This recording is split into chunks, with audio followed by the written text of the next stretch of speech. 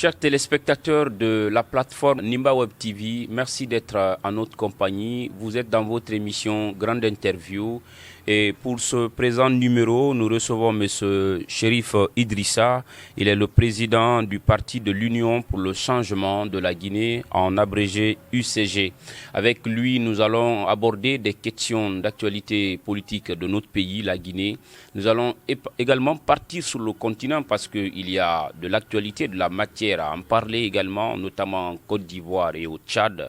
Et nous allons revenir en Guinée pour parler de la relation qui existe encore aujourd'hui entre le président du parti UCG et la personne du chef de l'État, professeur Alpha Condé, qu'il a bien voulu accompagner pour le premier mandat de la 4e République. Encore une fois, merci de nous rester fidèles et bienvenue dans cette émission Grande Interview.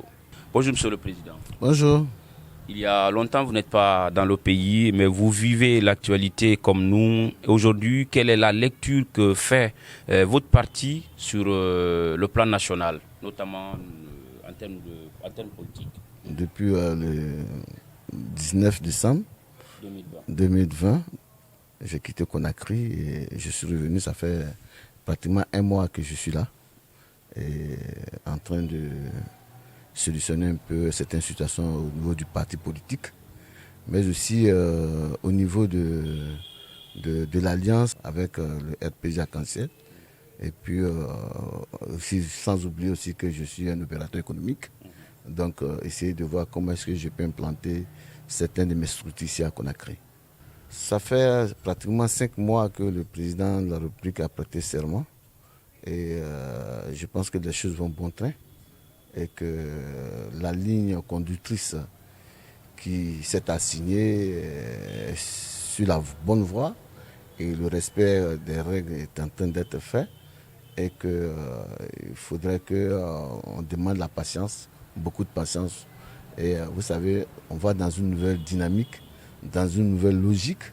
Et lorsque vous prenez directement la logique et la dynamique, vous êtes obligé d'être patient et d'attendre, parce que c'est une feuille de route qui est donnée et que maintenant la théorie qui a été mise en place, il verra bientôt une application numérique. Pourquoi vous parlez de patience? Qui vous indexez?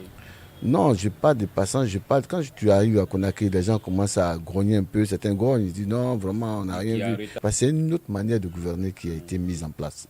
Donc voilà, gouverner autrement, donc il faut être beaucoup plus patient, il faut attendre. Et je pense qu'avec la patience, les gens verront ce qui a été décidé et ainsi de suite. Ils verront que la graine avait tellement germé. Voilà. Alors, Monsieur le Président, récemment, le PM, je veux parler de Dr Ibrahima Kassori Fofana, était devant le Parlement guinéen pour dresser un peu sa lettre de politique du gouvernement. Et quelle est la lecture que votre parti, ou votre personne même, a fait de ce grand discours qui a duré près de 2 heures devant les parlementaires? Vraiment, c'était très riche, c'était très juste, c'était bien condensé. Personnellement, j'ai apprécié. Et les membres de mon bureau politique aussi ont véritablement apprécié sur le discours programme de gouvernance des 6 prochaines années du Premier ministre Kassori Fofana. C'est un programme et je pense que si la lecture du programme, il a touché tous les compartiments, politiques, économiques, sociaux, culturels et autres. Mais je retiens quand même 3 axes qui m'ont vraiment touché. D'abord, un, sur les ressources humaines. Il a dit qu'il faut assez de ressources humaines pour pouvoir mettre en place tout ce programme. Et le deuxième volet, c'est le domaine des mines. Vous savez que la Guinée est un pays minier et que notre économie est basée sur son essentiel, sur le développement des mines, et que les mines soutiennent à 70% de notre économie. Donc il faut reconnaître ce côté-là. Et ainsi de suite, il faut voir aussi le côté agricole. Dieu nous a donné la nature, et la nature qui nous est très très favorable, et que nous avons 4 climats naturels qui existent. Bon, on ne trouvera pas ça nulle part en Afrique de l'Ouest. Tout développement agricole peut réussir en Guinée. Si les États-Unis, nous parlons aujourd'hui des États-Unis d'Amérique, son développement, sa croissance économique et ses performances économiques, ses performances industrielles, c'est le fait que les États-Unis se sont allés sur le côté agricole. C'est-à-dire qu'il y a d'abord les cannes à sucre, le maïs et autres, le blé, tout ce qui s'ensuit. Donc ils ont utilisé le climat qui les est favorable et puis se sont développés en fonction de ce climat-là. Vous savez, l'agriculture seule peut prendre au moins 30% de la jeunesse, de la jeunesse nationale avec l'agriculture. Donc c'est un secteur vraiment qu'il faut véritablement se baser dessus. La Côte d'Ivoire doit son essence d'évolution au jour d'aujourd'hui comme le leader de l'UMOA avec 40% de l'UMOA, c'est-à-dire que plus de la moitié de l'UMOA, vraiment c'est une performance, mais il doit savoir grâce à l'agriculture. C'est des secteurs qui se renouvellent au fur et à mesure. Les mines, bon d'accord, même si vous avez des milliards, un jour ça va finir. Voilà, donc je pense que dans ce domaine-là c'est bon. Et je pense que c'est un programme qu'il a lancé, ce programme, si c'est appliqué, je pense que la Guinée sortira de l'ornière et vous allez voir que les Guinéens seront au travail. Et récemment, Conakry et ses périphéries ont subi des opérations de déguerpissement des maisons et des boutiques qui étaient sous les emprises publiques.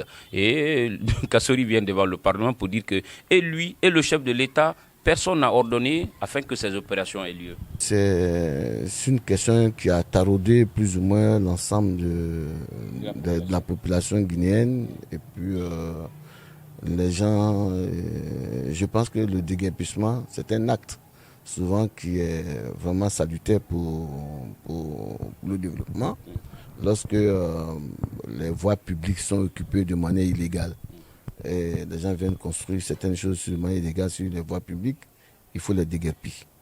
Et lorsque les gens utilisent les terres réservées à l'État, l'État peut les déguerpir. Mais lorsque quelqu'un a déjà construit une maison dans le quartier et qu'on vient pour casser cette maison, ça, ce n'est pas du déguerpir. Ça, c'est la destruction de biens publics. Il y en a qui ont été victimes. Voilà. Donc, ceux qui ont été victimes, je pense que... Et après, on a dit que non, on va dédommager ceux qu'on a cassés. J'ai dit non, on dédommage avant de casser. Ouais. On ne casse pas pour dédommager, mais on dédommage et on casse. Ouais. Donc, quand vous avez un projet dessus, vous venez, vous pouvez casser, mais vous dédommagez et vous lui donnez un site où la personne peut s'orienter pour aller passer. Si l'État a besoin des terres pour développer certains programmes de l'État, l'État peut prendre les terres, mais redonner les terres ailleurs parce qu'il y a un projet public qui doit avoir lieu dans ce domaine-là. Je pense que c'est ça et je pense que nous avons condamné, mon parti a eu à condamner sur certains actes de déguerpissement. Nous n'avons pas apprécié, mais nous disons que pour ceux qu'on peut déguerpir, c'est ceux qui ont utilisé des voies illégalement, qu'il faut les enlever. Et parce que la terre ne leur appartient pas. Et pour construire quelque part, il faut avoir les documents nécessaires, l'ACD. Jusqu'au fond, il faut avoir tous ces documents avant de construire, le permis de construire. Avec le titre foncier, il faut avoir tout ce qu'il faut. Donc dans ce sens-là, je pense que c'est sur ces voies, ces volets-là que nous nous sommes dit que voilà, qu'il ne fallait pas et nous avons condamné énergiquement et nous pensons que les gens seront mis dans les droits et il y aura réparation. Alors, mesdames et messieurs, vous êtes sur Nimba Web TV et dans cette émission Grande Interview, nous recevons M. Idrissa Chérif qui est président du Parti de l'Union pour le changement de la Guinée. Monsieur le Président, vous êtes parfois loin du pays, je veux parler de la Guinée et en pareille circonstance, comment fonctionne le parti quand on sait qu'en Afrique, la tradition est que quand le président est absent, tout est à l'arrêt dans une formation politique. Comment ça se passe chez vous? Bon, moi je pense que le parti d'abord il est privé. Nous avons une vision et nous avons une ligne. Bon, il faut reconnaître aussi que nous venons juste des élections. Au niveau de ces élections et après ces élections, nous nous sommes dit qu'il est important qu'on fasse quelques arrêts.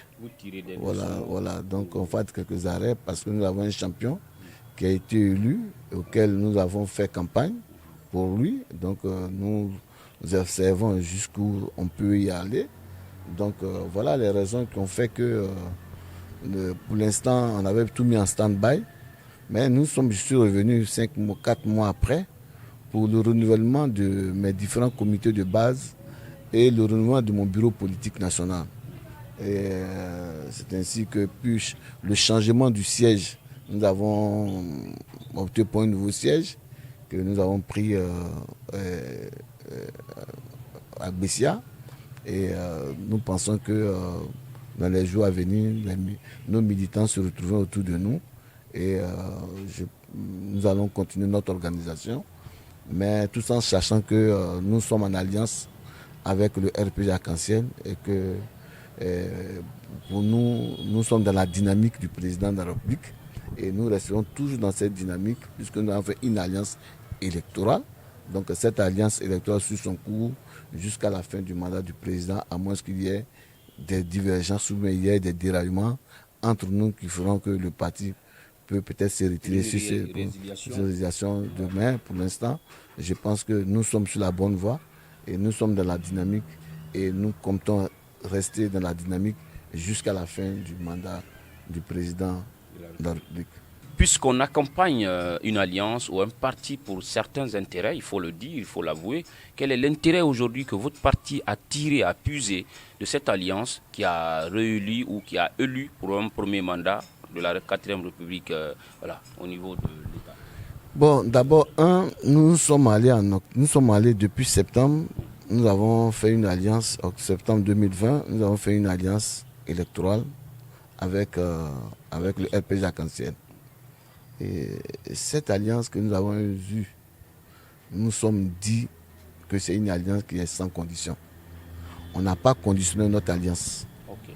Donc nous avons fait une campagne parce que nous avons trouvé un candidat qui est mieux que nous, un candidat qui était le mieux placé pour gagner ces élections, un candidat qui était le gage d'apporter la paix.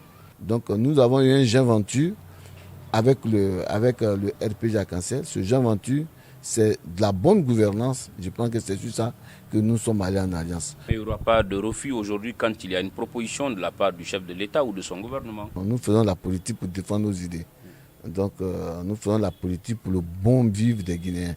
Mais si demain, le président pensait que nous sommes utiles en tant que Guinéens pour l'accompagner, pour nous confier un certain nombre de responsabilités au sein du gouvernement ou que nulle part dans le pays, parce que même si c'est pour être balayeur, on fera tout pour servir notre pays, pour travailler pour notre pays. Donc, mais nous ne mûrissons rien. Derrière, nous regardons ce que le président fait, nous soutenons ses actions. Si nous avons des conseils à donner, nous donnons des conseils. Et je pense que la meilleure manière, c'est d'être dans la dynamique du développement.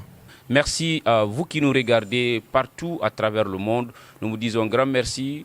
Bon Ramadan. Nous revenons pour un autre numéro avec le même plaisir.